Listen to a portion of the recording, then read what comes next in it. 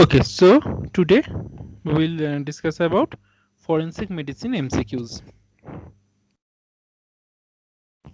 Okay, first of all, inquest of prisoner's death in prison is done by magistrate, police, medical officer, sub inspector, and the answer is magistrate. Now, what is inquest?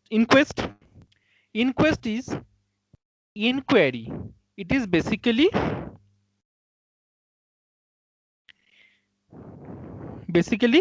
an inquiry into the cause of death to find out the cause of death. Now, this inquest into the cause of death, this inquest can be mainly of two types. Number one, police inquest, and number two, magistrate inquest. Police inquest is the most common type of inquest in India. Investigating officer usually is sub inspector or officer not below the rank of senior head constable. So most common type of inquest in India is police inquest. That means the inquiry is done by police. Okay, and the investigating officer should be sub inspector SI or officer, police officer, and must not be below the rank of senior head constable. It must be at least minimum constable, senior head constable. Obviously, head constable will be senior. Next type of inquest is magistrate inquest, court of trial. Court of trial usually conducted by district magistrate, SDM, executive magistrate, collector or deputy collector, tehsildar also. Can usually be done in following circumstances like dowry deaths, death in prison, death in police custody, death in any psychiatric hospital. Okay, and also he or she helps in exhumation. Exhumation means digging out of an already buried body. Also can be done upon the request of magistrate or order of magistrate. Okay, that is called exhumation, to maybe for further investigation of the cause of death. Okay, already buried, but it can be again digged out for further investigation. Next, coroner's inquest. Coroner's inquest is court of inquiry. Coroner, who is coroner? Coroner is advocate, attorney. Coroner is advocate, attorney, pleader, or first-class magistrate with 5 years experience or metropolitan magistrate. And coroner court is a court of inquiry. Accused need not to be present. Accused need not to be present, and it is the court is conducted. The court process is conducted in the absence of the accused person. So coroner court cannot impose fine or punishment, but it can punish those guilty of contempt of his court when the offense is committed in the premises of his court. City limit. So in India, it is practiced only in the Mumbai. So when the offense is committed only in Mumbai, in this case, then only it can punish the guilty. Okay, so coroner's inquest, remember, it is done only in Mumbai in India. So mainly there are two types of inquest. Anyway, next, death due to bodily injury caused by husband or his relative after marriage is punished under which IPC? 304, 4B, 4A, 498A. So the question answer will be 304B. So bodily injury caused by husband or relative leading to death, it comes under dowry death, and punished under IPC 304B. Okay, 304B. So 304B states that whenever any death of a woman is caused by any burns or bodily injury or occurs otherwise than under normal circumstance within 7 years of the marriage, and it is shown that soon before her death she was subjected to cruelty or harassment by her husband or any relative of her husband, or in connection with any demand for dowry, such death shall be called as dowry death. Okay, such death will be called as dowry death, and such husband or relative shall be deemed to have caused her death. So whoever commits dowry death shall get the imprisonment for a term which shall not be less than 7 years, minimum 7 years, minimum equal to 7 years, and it may be extended to lifetime. Okay, so this is 304B. So death due to bodily injury. Remember, this is death. Death due to bodily injury is 304B, and 498A is just assault,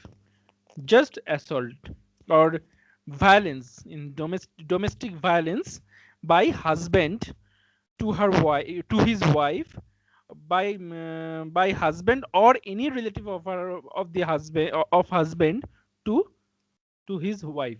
Okay, that is 498, domestic violence. But this is death. This is for death, dowry death. It is called dowry death. So do not get confused by it. 498 is for domestic violence, assault like this, but not death. Type of cephalic index for Chinese population is dolichocephalic, mesati, brachy, none of these. So the answer will be mesati. Now let's see what is cephalic index. Cephalic index is the ratio between maximum breadth of the skull and the ratio between maximum breadth of the skull and length of the skull into 100. Okay, so if the skull is like this, so this is the length, right? This is the length, let it be y, and this is x, breadth x. So x by y into 100. Okay, this ratio is called cephalic index. Why? What is the significance? Significance is that we can classify the race.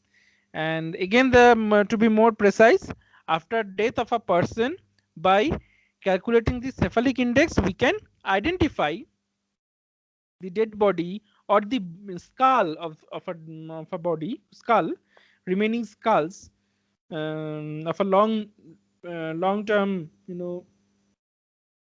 long term murder. Only if the skulls are only remained, then we can identify the race at least, whether it is Chinese, whether it is Mongolian, European, or Negroes, Aryans, like this.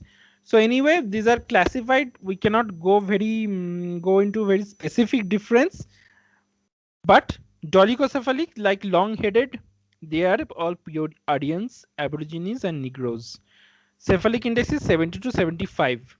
Chinese and Europeans and Caucasian, this will be U, Caucasian. Caucasians 75 to 80, mesocephalic or middle-headed, and brachycephalic short-headed Mongolians 80 to 85. Very important, cephalic index is very important. In very recent FMG also, they have given such type of questions. If you remember this whole table, there will be no problem in solving this type of MCQ.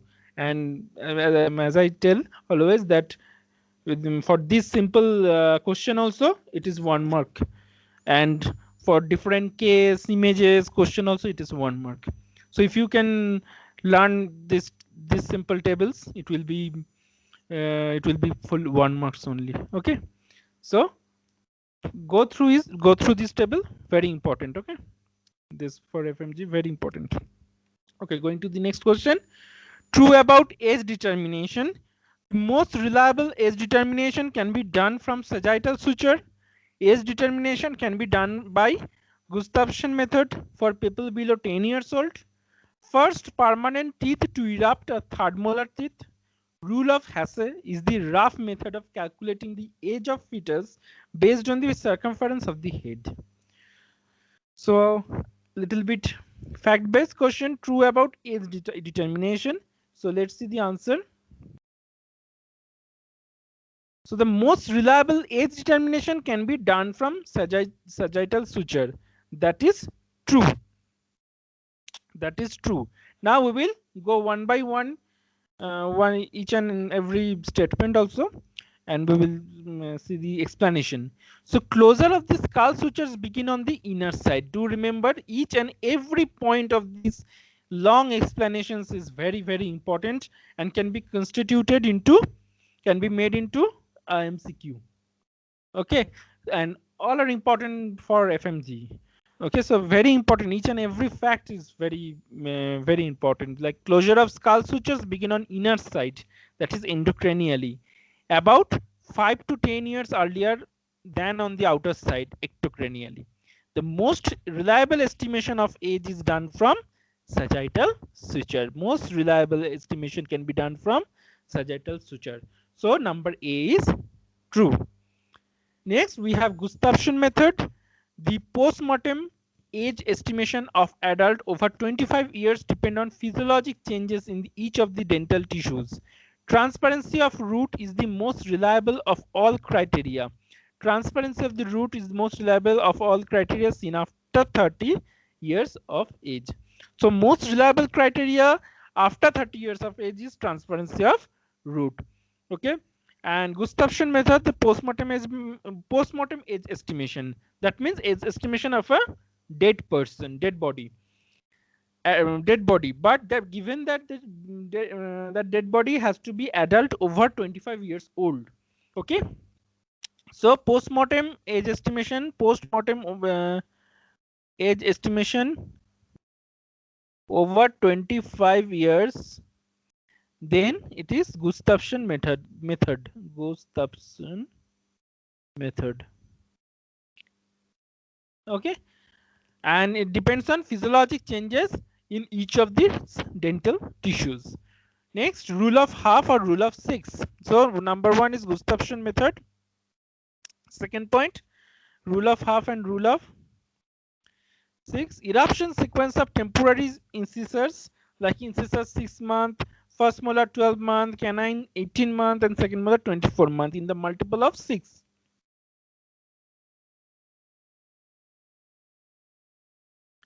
So next is 6 to 12 years is called period of mixed dentition. 6 to 12 years, it is a period of mixed dentition because there will be temporary teeth and also permanent teeth. Okay, as seen in the jaw, and the total number of teeth during this period is always 24. Is always 24.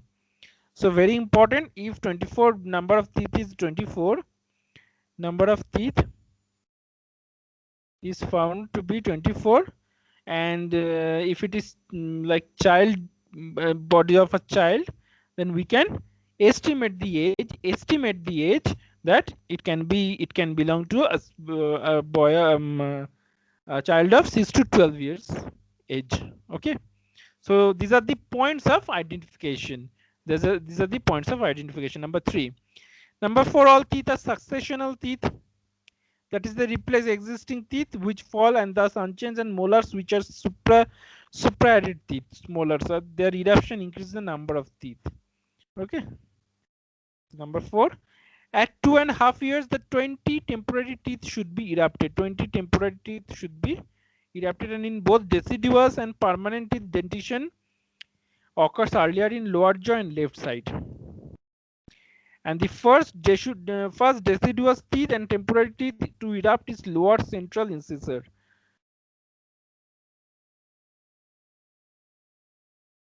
And first permanent teeth to erupt are lower first molar and not third molar. As it is given in the number C, that's why this is false. And it is given age determination can be done by Gustafsson method below 10 years. So this is again false. It should be more than 25 years and not third molar. Rather, it is first permanent to erupt a lower first molar, not third molar. Here it is in third molar. That's why cross. Again, rule of Hasse.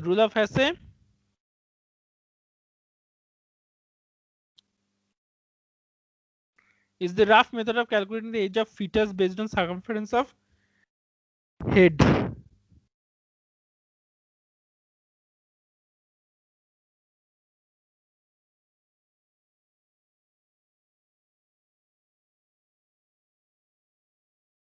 Rule of Hasse is the rough method of calculating circumference of age. Calculating the age of fetus based on circumference of age. Circumference of head. Sorry.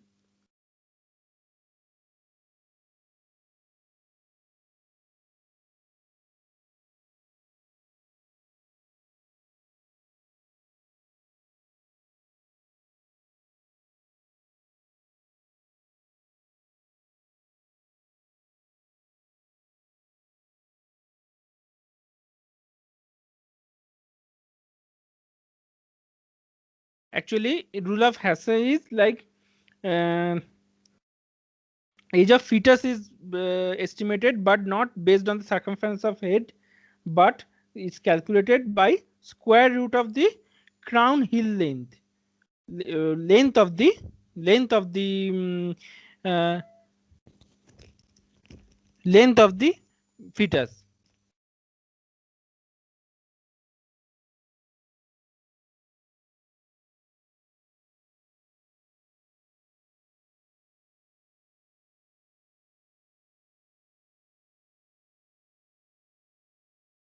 Length of the fetus. Okay, so rule of Hesse is the rough. It helps to calculate the age of fetus, not based on the circumference of head. This is cross length of the fetus. It should be length of the fetus, and the length of the fetus means which is the length crown to heel. Crown to heel. Crown means the uppermost part of the head. Crown, uppermost bulging part of the head. Okay, to heel, crown to heel length. That is rule of Hasse. So not circumference of the head. So the true about age determination, the most reliable age determination can be done from sagittal suture. So each and every point is important. Next, bruises attains greenish discoloration by. Bruises attains greenish discoloration by 5 to, it should not be 6, 5 to 7 days. Okay, 5 to 7 days. So let's revise the color of the discoloration of the bruise.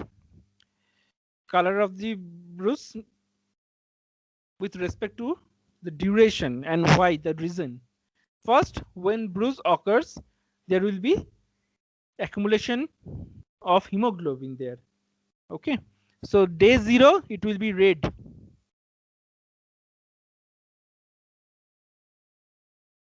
Next, there will be deoxygenated hemoglobin, because that hemoglobin is not getting circulated or recirculated or refreshed. That's why the place where bruise occurs, the hemoglobin is present. They get stuck. RBCs get stuck there, and they do not get recirculated or refreshed or reloaded with oxygen. So deoxygenated hemoglobin only present. So it becomes blue due to carbon dioxide. Okay, bluish discoloration occurs in the first day. Then 2 to 4th day, what happens? This RBC naturally they die. They die, and there will be hemosiderin. Bluish blackish color or dark brown to dark blue to brown color occurs. Next 5 to 7 days, biliverdin hematoidin. That is 5 to 7 days. It takes 5 to 7 days, and it becomes green due to biliverdin. Due to biliverdin, it becomes green. Okay, and next bilirubin. Bilirubin is yellow, as we know.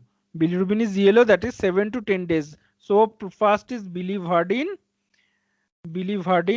and then bilirubin. Okay, and after 10 days, like 14 to 15 days, that means 2 weeks, almost 2 weeks, pigment removed by phagocyte. Phagocytic activity occurs, and pigments are removed, and normal color comes back. So this is almost the sequence of bruising, healing of a bruise. Okay, so bruise attains greenish discoloration at 5 to 7 days or 5 to 6 days, 5 to 7 days. Okay, so this is the answer. True statement about counter coup brain injury. What is counter coup brain injury? So what are the options? Located beneath the area, common occurrence in stationary head, in moving head, and seen in brain. So answer will be C, right? Common occurrence in moving head, because counter coup injury is, it occurs under the site of impact with an object, and counter coup injury occurs on this opposite side, right? Opposite side of the area that was impacted. Okay, so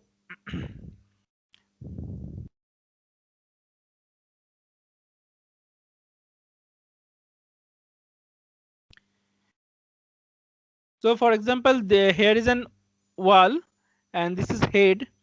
This is head.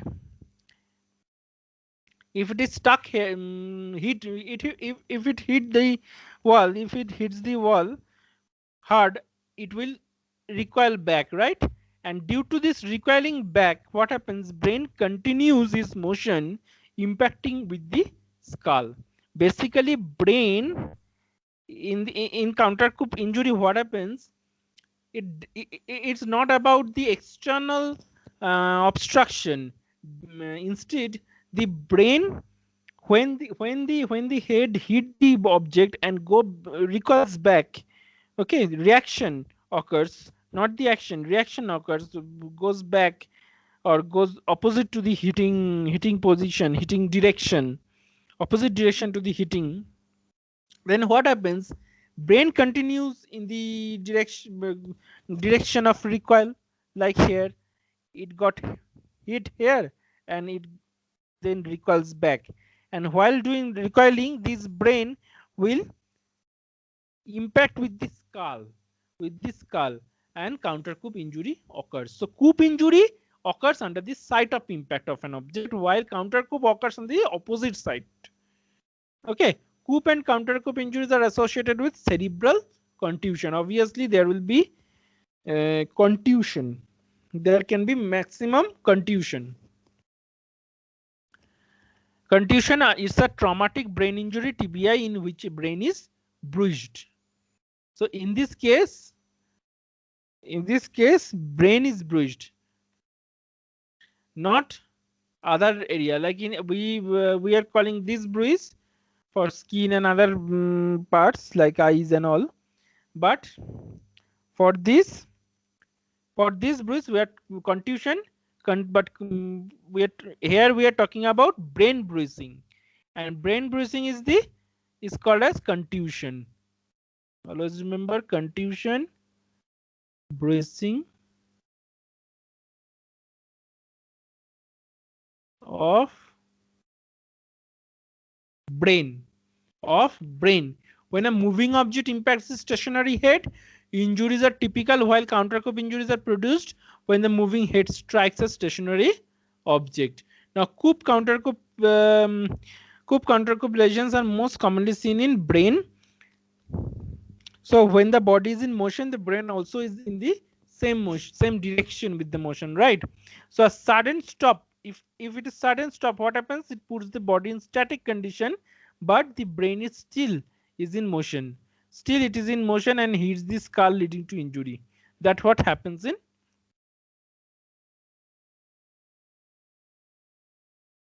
So put the brain is start hits, that what happens in coup injury. That means against this sudden stop is the wall, is by wall or anything.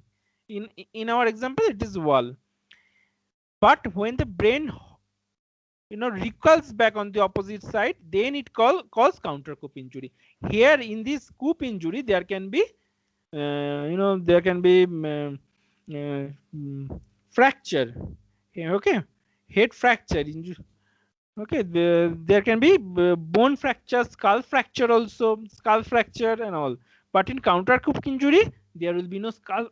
There will be no skull fracture. Only brain tissues are damaged, are affected. That is contusion, bruising of the brain tissues, but not skull. Okay. So coup means the injury is located towards the site of the impact or injury, results directly by impacting force and most commonly in the stationary condition. While counter coup, the lesion is present in an area opposite the site of the impact or injury, result due to sudden hitch up moving of head, and seen most commonly in moving head. Seen most commonly in moving head. So moving head injury. This is moving head injury. Counter coup. Okay. So beveling of skull is seen in drowning, hanging, firearm injury, road traffic accident. In firearm injury, obviously, there will be beveling of the skull in bullet injury. It guides the occurrence of beveling is that the principle which guides the occurrence of beveling is that the bullet produces beveling in second layer, that is at the exit point. In entry wound, the beveling is present in the inner table, in the inner table of the skull beveling.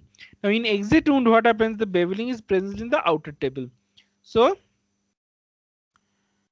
for example,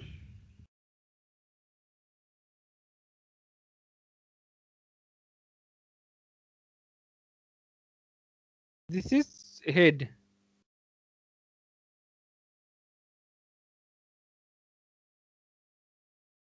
This is also head.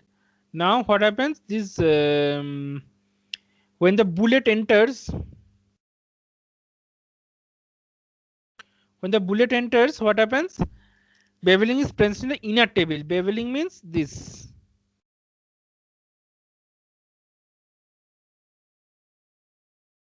Okay, it gets up. So inner table inside the head. While in the exit wound, when the bullet will exit the head or skull, his skull, then here will be beveling. Okay, here will be beveling. Now we will talk about entry wound, exit wound. Even you see the edges of the entry wound is always inverted. That means it is inside the skin, inside the body. Like if it's a very mechanical thing actually. If anything,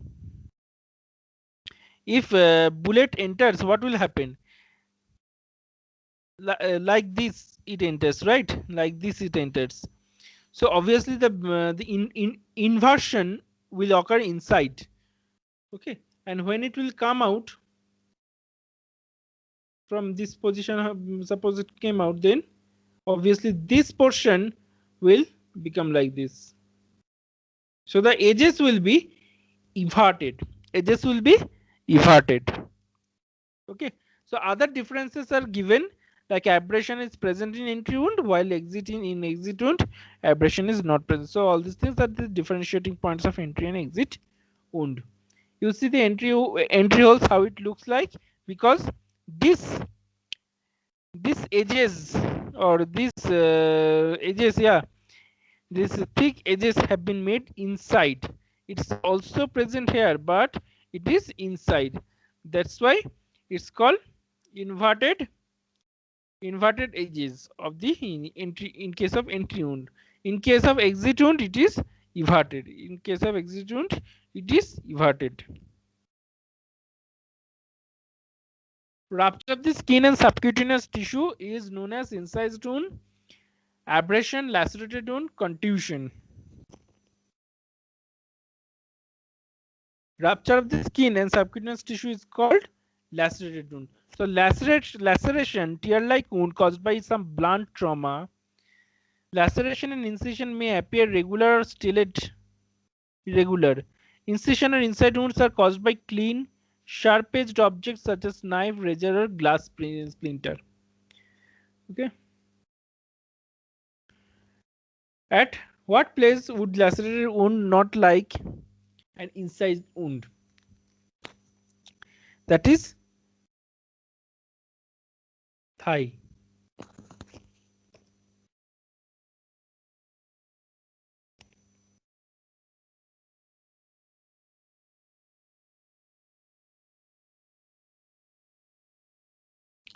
That is thigh. So laceration produced without excessive skin crushing.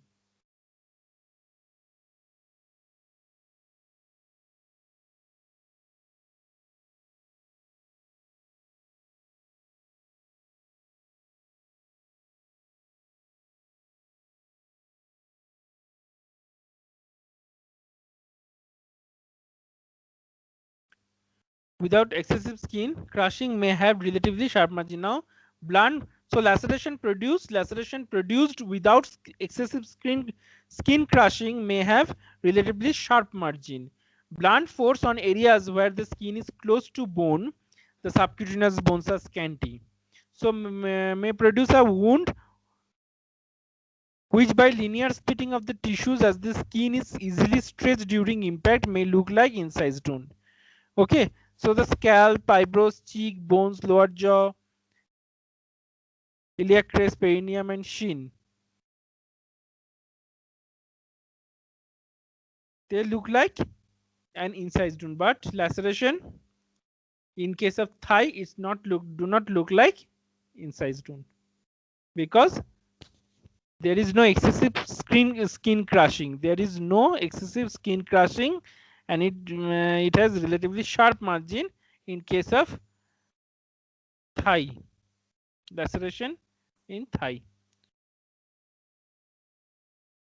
Which type of abrasion occurs due to bite marks made by teeth? Pressure, contusion, graze, and linear. Obviously, pressure. Obviously, pressure injury involving superficial layers of skin caused by friction between skin and another object. These are mainly three types of abrasions: scratch, graze, and pressure. Scratch, graze, and pressure. Scratch is produced by sharp object at pin, and direction of the injury is indicated by sharp edge initially and heaped up epithelium at end. And graze is also known as friction or brush burn. Brush burn. So graze is called brush burn. Very important point. This there are MCQs coming. MCQ comes what are brush burn like this, or on the topic of brush burn. So it's actually graze or friction, and it is produced when broad surface of skin slides against the rough surface. So you need to remember this mechanism. You need to remember this mechanism that produced when broad surface of skin slides against rough surface.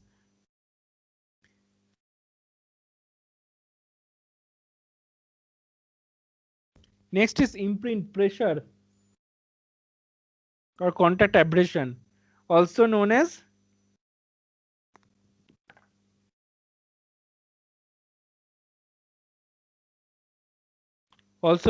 patterned abrasion, produced as a result of direct impact or pressure with some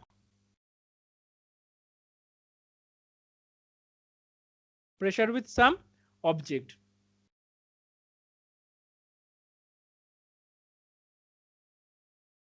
So example is ligature mark in the hanging and strangulation. So pressure with some object and result of direct impact, or pressure with some object, and there will be a patterned abrasion. This is called patterned abrasion, contact abrasion, patterned abrasion. So ligature mark in hanging, strangulation, nail and thumb mark in throttling, teeth mark in biting, tire mark in accident. So these are called contact abrasion or pressure abrasion, especially imprint in case of tire and teeth biting. You see there you can get the pattern of tire, right? Certain pattern are present in tire. This pattern can get imprinted. That's why imprint abrasion.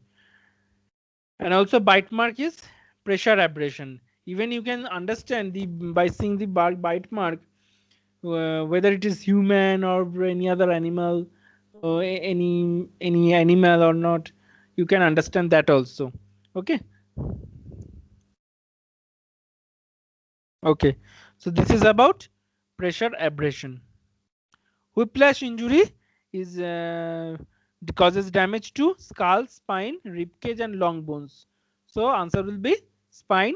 And what is whiplash? First of all, we will go to what is whiplash. Whiplash is a neck injury due to forceful, rapid back and forth movement of the neck like a cracking of the whip. So due to forceful, rapid back and forth movement of the neck, and it is commonly used by rear end car accident, but whiplash can also result from school accident, physical abuse, and other types of traumas. So basically neck injury due to forceful rapid back and forth movement. That means, for example, this is okay. Now if this person is driving car or inside the car, what happens? The rear portion from the back a car hit his car. What will happen? First the neck will go back.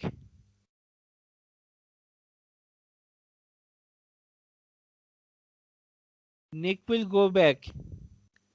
Then the neck will come forward.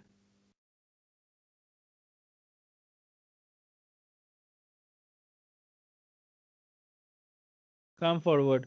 So this first hyperextension, the rate of impact is like this. So first is hyperextension, and then there will be hyperflexion. Then there will be hyperflexion. This is called this typical this pattern of injury or accident is called whiplash. It is called whiplash. Soft tissue damage occurs. Soft tissue damage occurs. There the longitudinal ligament and nuchal ligament may be torn. Longitudinal ligament, nuchal ligament may be torn. Now fracture at more severe level, fracture of spine